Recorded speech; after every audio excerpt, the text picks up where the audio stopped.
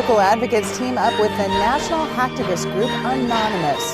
Parents Unafraid want to tackle what they call threatening tactics within CPS. KMTV Action 3 News reporter Deborah Tuff tells us how they're doing that right now. Deb. Thanks, Ian. There were just a few, but with bold signs, they have an even bolder message. And on social media, they're using the hashtag #OPExposeCPS. Now, here's the group with those signs on the corner of 120th and Q, donning the infamous Anonymous mask. They're demanding changes within CPS. Now, Parent Unafraid wants transparency and children to be placed back in the homes of their loved ones instead of being adopted.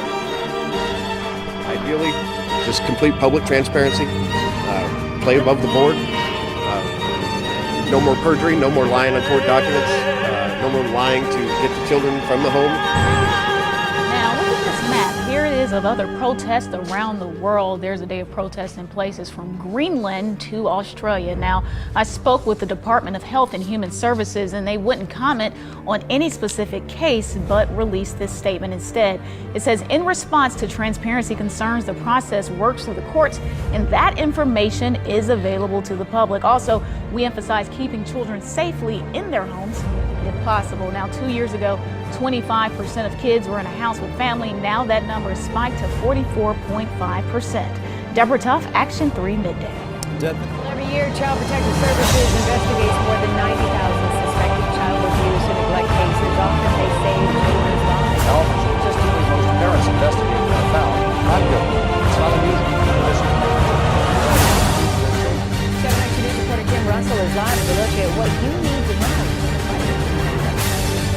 It sure is frightening, and I want to be really clear. This story is not about criticizing workers who dedicate their lives to stopping child abuse and saving children's lives. Their work is so important. This story is simply about educating good parents about their rights. I spoke to one mom who told me if you had told her the day before she found herself under investigation it would happen, she would have never believed it. It raises the question, do you know what to do if you find yourself subject to an investigation? You can have to go to the hospital with an unexplained illness, or if your child says something that raises a red flag at school. We don't need a warrant. We're CPS. We don't need a warrant. This is video posted online by a local mom investigated after her special needs son said at school she didn't keep him. And she says she simply changed his diet.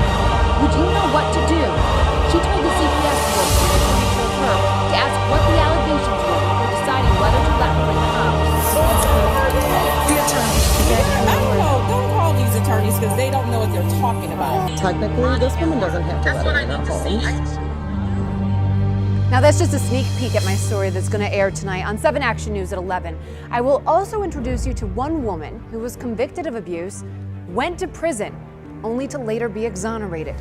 Her story is absolutely heartbreaking.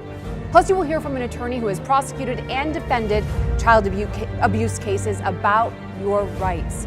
If this story makes you think of a personal story, I want everyone to join me at the WXYZ Facebook page. I'm going to be there in just a few moments to have a conversation. Wow, such an important story, Kim. We can't wait to see it coming up at 11, and hopefully everyone will join you on Facebook right now.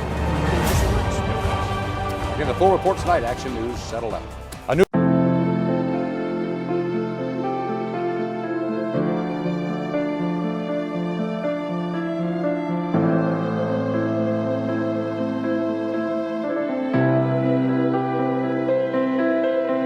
Picture this, 4-year-old little girl, she don't play much. She don't smile, she don't laugh, she don't say much. She don't know what it is to be a kid. She don't have any friends but grown men. And what they want, you know what they want, what they paid for. Nobody think about the children till they take yours. And nobody could imagine this could ever happen, to have a kidnapper living next door.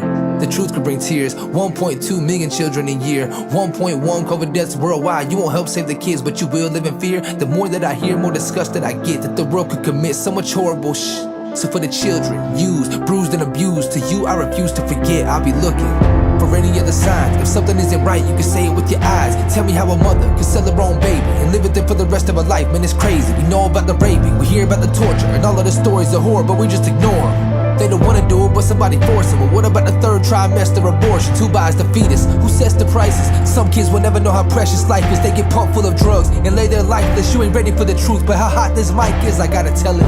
If you can ignore this, then you heartless. I know we can take more out of the darkness. And before they make your kid a target, pedophiles should die before charges.